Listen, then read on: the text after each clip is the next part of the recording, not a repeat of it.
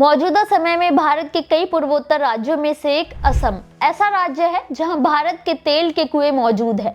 असम जहां की चाय दुनिया भर में फेमस है। जब भी आप असम का नाम लेते हैं तो चाय का स्वाद अपने आप ही आपके मुंह में आ जाता है। असम जहां हिंदू धर्म का एक बहुत ही शक्तिशाली शक्तिपीठ मां कामाख्या का मंदिर है, जहां हर साल लाखों श्रद्धालु जाते हैं। असम वैसे तो हिंदू बहुल है, लेकिन हाल के कुछ दशकों में घुसपैठियों के कारण मुसलमानों की संख्या बढ़ी है।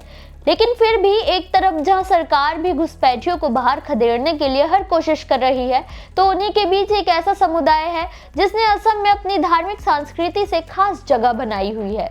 जी हाँ, हम बात कर रहे हैं सिख धर्म की।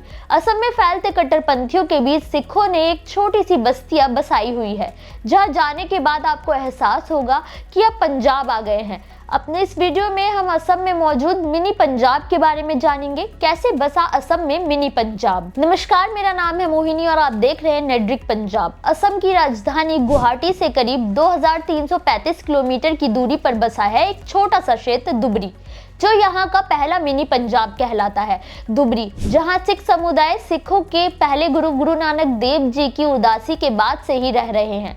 दुबरी में रहने वाले सिख असल में आपको धर्म से तो सिख मिलेंगे, लेकिन उनकी परंपरा और रहन सहन पारंपरिक असमी ही है। यहाँ की औरतें असम की प्रसिद्ध पारंपरिक परिधान मेखेला चादर पहनती है।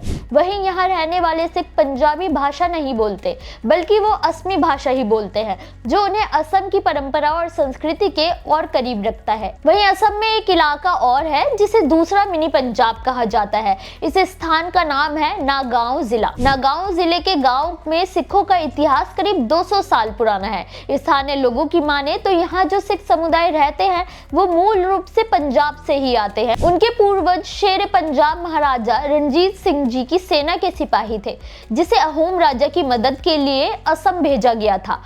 क्योंकि असम के साथ महाराजा रणजीत सिंह जी के रिश्ते काफी बेहतर थे और लड़ाई के दौरान सिख सैनिकों की मदद भी अहोम राजा के काम नहीं आई और वो हार गए, जिसके बाद भी सिख सैनिकों ने वापस जाने के बजाय उस दौरान नए स्थान पर नगर बसाने का फैसला किया, जंगल साफ किया और जमीन पर खेती की। पंजाब पृष्ठभूमि से होने के कारण आज भी यहाँ रहने वाले सिख सिक्खी की परंपरा को पूरी तरह से बनाए रखते हैं और गुरु ग्रंथ में पूरा विश्वास रखते हैं। लेकिन इन सिखों को भी पंजाबी नहीं आती है। ये लोग भी मूल असमी भाषा का ही इस्तेमाल करते हैं। हालांकि ये सिख मूल रूप से पंजाब के हैं, लेकिन अब इन लोगों का पंजाब से कोई वास्ता नहीं है, लेकिन सिख धर्म का पालन करते हैं। असम के त्योहारों को मनाने के साथ साथ ये सिख धर्म के त्योहारों और रीति रिवाजों को भी मानते हैं। हालांकि हाल के कुछ सालों में जो सिख पंजाब से असम गए हैं, वो लोग असमी सिखों को नकली सिख कहते हैं, क्योंकि उनका पंजाब से होने का कोई सबूत नहीं है। बावजूद इसके नागांव जिले में रहने वाले सिख अपनी धार्मिक परंपरा का बखूबी पालन करते हैं।